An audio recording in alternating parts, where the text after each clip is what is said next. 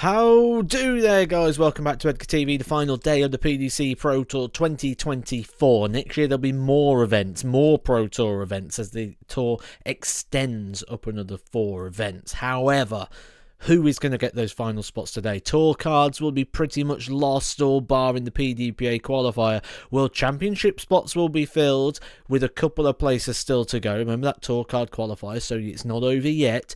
But one thing that will be over at the end of today is the race for the Players' Championship finals. We know some people are clinging on to spaces. People like Nathan Aspinall clinging on to space. Ricardo Petresco at the top 32 in the world positions. However, not in the Players' Championship finals going into this. Got Mervyn King hanging onto a position. He needs a bit of a run. But not only that, it is the last day for Steve Beaton on the Pro Tour. And the players give him a hero's welcome, but then many of the players wearing their Steve Beaton attire, their Steve Beaton shirts, the wigs and the moustaches, a real touching moment as Steve Beaton departs the professional tour. Now, that doesn't mean we're not going to see Steve Beaton no more. Steve Beaton already signed up to do the Seniors Tour next year. We'll be taking part in the World Championship on that organisation, and the likelihood is we'll also see him at things like the Moda Super Series.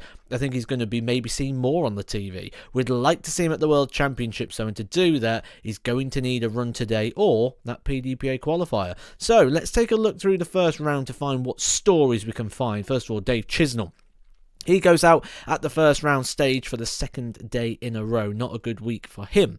Andy Bartons needs a bit of a run. The WDF World Champion needs a run to get into Ali Pali. Cameron Menzies won yesterday and kicks off 6-0. Kim Hybrex looks like all that sort of impetus has gone from him since guaranteeing his place, and more than happy enough with his position in regards to getting into the World Championship. Graham Hall tour card on the line. Ricardo Petresco will not be at Minehead. That's one thing we can guarantee right now. Petresco going out 6-5 to ice cold Darren Beveridge.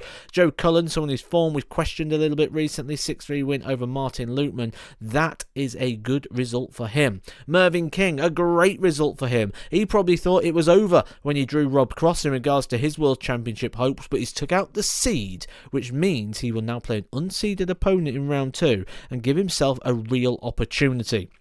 Ricky Evans is at that cut-off point. He's going to be sweating in regards to his participation at the World Championship. He's going to need results to go his way. James Hurrell the same, maybe sweating on it a little bit, but I think he's looking pretty safe. Chris Landman doesn't back up the heroics of yesterday. Steve Beaton's professional career is over. 6-5 defeat in the first round to Neil Sonneveld. That's it for Steve Beaton in regards to the PDC and the Pro Tour. It's also it in regards to Jose de Souza's chances of picking up a position in the World Championships. He is the highest ranked player now, not in the World Championships this year. He will have to go to the PDPA qualifier. That will be a last chance saloon for him. Robert Owen goes down 6-3 to Peter Wright. He's on the bubble. He's on the cutoff, so he's got a nervous wait. Connor Scott, 110.82 average. He won 2 legs off Andrew Gilding. That is a ridiculous game of darts, certainly for the first round. Simon Whitlock, his chances of keeping his tour card are slowly dwindling away. 6-5 defeat to Alex Giganski. He's going to have to go to the PDPA qualifier. No Minehead, he's in trouble. Whitlock, I think, is in trouble and could be someone who gets swamped at the back end of the year. Cam Crabtree, interesting story. He went yesterday at first reserve, thinking maybe I'll get in, maybe I won't. Went home to play Super League. They rang him and said, you're in today. So he went yesterday, didn't play, went home, and then had to come back. And it didn't pay off for him. He did get a good game, though, 6-5 with Raymond van Barneveld, but he didn't pick up any prize money. As did Jamie Hughes, whose tour card is in serious doubt. This PDPA qualifier is going to have some big names in it, and they all need this win. We're going to lose some big names this year in regards to the PDC tour cards, and I'm going to point all those out for you very, very soon. Those players who need a big run. So if you want to know who they are, hit the subscribe. I'll talk you through all of that. Second round, as always, we pick out the big averages, those over 100. Only 4 today, which does tell you the vibe of the day. The last day is always nervy, it's edgy. Players are playing for different things. Nyman, someone who you think is going to be challenging for titles at the back end of the year. Watermaina, someone who's in good form. He's had a big win there over Mickey Mansell, whose World Championship position now is in a little bit of doubt. But the performance of the round goes the way of Damon Heta. But that's not the story today. The story is who's going to be the hero of the day and go on that big run. And, well, there's a few people we could draw our attention to. I mean, Damon Heta, again, amazing performance there. Andy Barton's Graham Hall, two people that needed wins today, take each other on. Only one can go through. It's Graham Hall, who's battling for a place in that World Championship. Joe Cullen, good run for him, making it to the third round. Mervyn King's run is over. Mervyn King will not be at the Alexandra Palace via the Order of Merit. His only opportunity now is using that PDPA qualifier. If he doesn't get through that, he's going to need a run at Minehead in the Players' Championship finals, or he could drop off the tour, and that's provided he gets there. Remember, he could still miss out in relation to positions. Aaron Monk, someone who needs a big run, and he's doing it. Vincent van der Voort, it's likely to be his last game on the Pro Tour today. He goes down 6-2 to Thibaut Tricol, and we know that he's looking at taking some time off next year, so possibly his last opportunity as well. So, stories developing as outside of those players that just need to win because they want to win the title. And I've been in this room many times on the last day. I used to love the atmosphere in there because while everyone else was getting nervous, I got excited. And it is like tour cards, the conversations, all about everything but Players' Championship 30. Tour cards, Players' Championship finals, World Championships. There's so many conversations. What do you need? What do you need? Oh, I need at least a quarter. I need a semi. In the case of Aaron Monk, he needed to win it today to get himself in the World Championship. And he could do. Look at this. What a time this would be to win it. Aaron Monk into the quarter-final. 6-3 win over Raymond van Barneveld. Keeps his hopes alive. Other than that, everyone else down the left-hand side, the people are through, are already pretty much safe in regards to the back end of the year and playing in those big events. We'll see some of these in the qualifier for the Grand Slam of darts, but in regards to what it means today for the Pro Tour and Players' Championship 30, it's not going to make too much difference in regards to those rankings. It's all eyes now on Aaron Monk. And Aaron battled so hard today. Quarterfinals, but he missed out by one leg. One leg preventing him from reaching the semis and being 2 games away. So 3 games away from really pulling off what would have been a bit of the unthinkable at the start of the day. Now, it was a 6-5 defeat to Johnny Clayton. I'm sure he'll be happy with the run. He'll be disappointed how it's ended there and not getting over the line. But now, as far as the tournament goes, Searle, Clayton, Rock, O'Connor. O'Connor would be the biggest story due to the fact he's the non-seed and somebody who has just beat Damon Heta, who's been in great form and would be a bit of another one of those out-the-blue winners. Everybody else you wouldn't really be surprised with. So we're going to change our focus now to take a look at the World Championships and the Players' Championship finals. So here we'll see Jose de Souza, the highest ranked player, currently not qualified. Ricky Evans just about hanging in. Could still mathematically get knocked out depending on other results like at the Slam and the Players' Championship finals. Mickey Mansell gets in by just under £1,000. James Hurrell clings on in the end. The start of the year, that looks certain.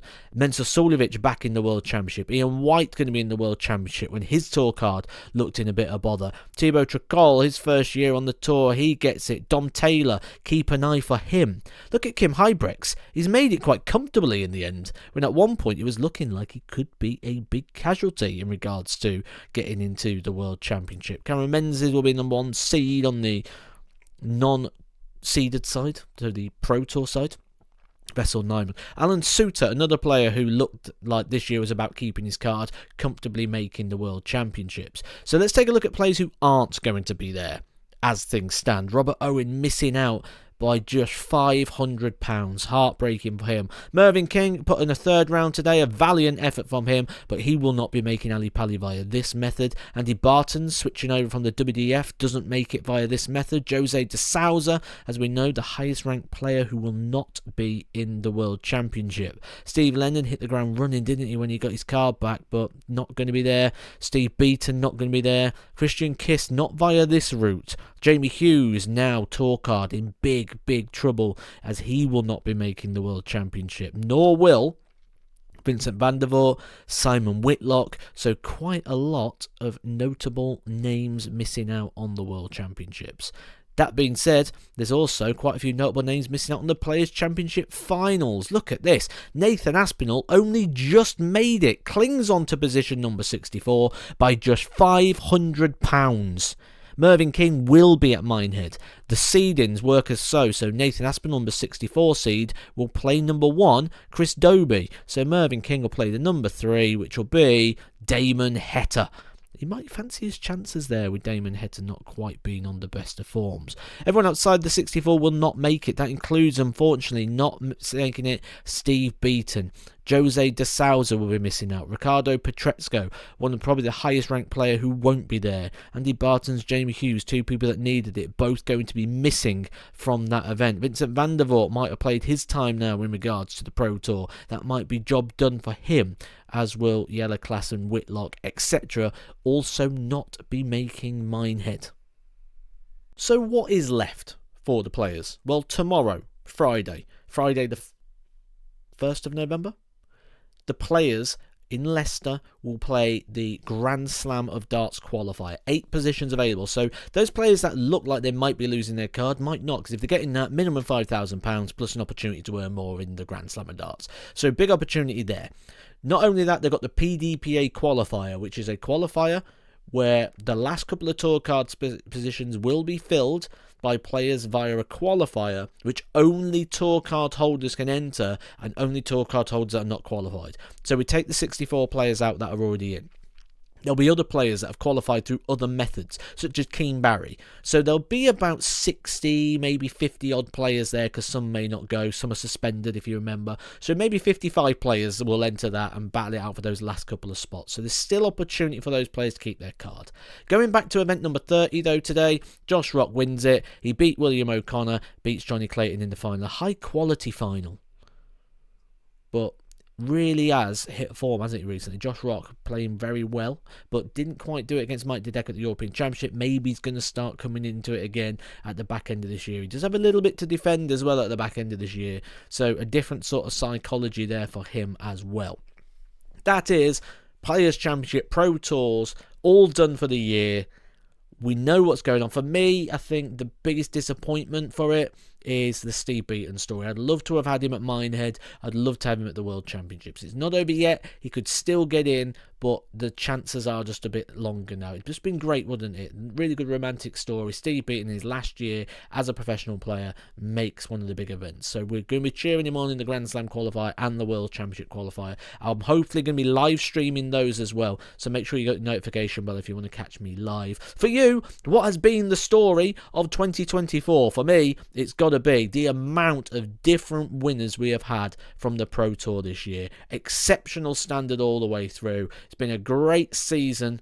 Really enjoyed following it and watching it. I've enjoyed commentating on it as well when I've had the opportunity to do so. Hope you've enjoyed these reviews, because I'm going to be doing them again all through next year. So make sure you're subscribed and you'll never understand what's going on the tour again. Who needs what where. And I'm going to be filling you in on some videos in regards to those tour card positions and everything you need to know in your one-stop location for darts. It's Edgar TV. Catch you soon.